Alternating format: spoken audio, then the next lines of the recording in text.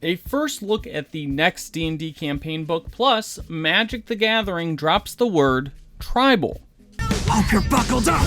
Huh? It's Wizards of the Coast Day here at the character sheet as we've got a twofer of Wizards news for you. First, the book description for Phandelver and Below was released this weekend with a few new tidbits on what D&D fans will find in the campaign when it comes out in the fall. The description for the book revealed that the book will contain a bestiary of over 24 creatures, some of which have psionic magic, which could mean Duergar or Mind Flayers or some kind of new awful baddie, we don't know.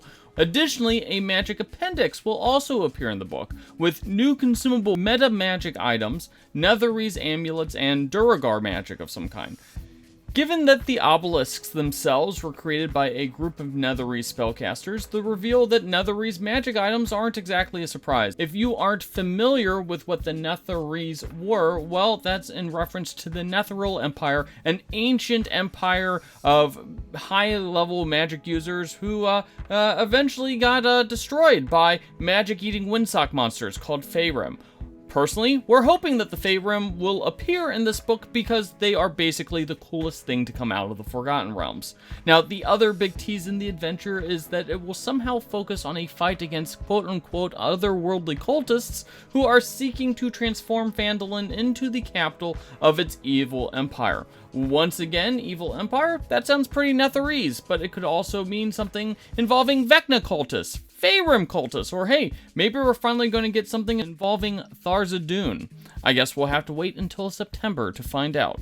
We interrupt this program with a special report. In other Wizards news, Magic the Gathering designers will no longer be using the word tribal to describe a common archetype in their decks. Last week, Magic the Gathering started to use the word typal in their blog posts in lieu of the term tribal. In Magic terms, tribal was used to describe things relating to a specific creature type. A tribal deck usually meant that it was focused on a specific type of creature, such as elves, or vampires, or dragons, or zombies. So Wizards shifted to typal after cultural consultants recommended that they find a replacement. Mark Rosewater then explained on Twitter that they'd be using typal moving forward, although this will mostly impact what he calls internal design slang found in places like blogs and social media.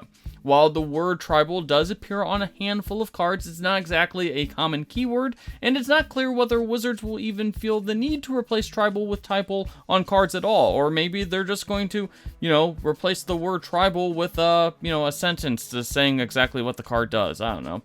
Of course, because cultural consultants recommended it, and because people hate change, this shift has been met with lots of, let's call it discourse online. We'll note that this isn't the first time that folks have been asked to change their magic vocabulary. Every once in a while, you'll still find someone in the wild who refers to CMC instead of mana value.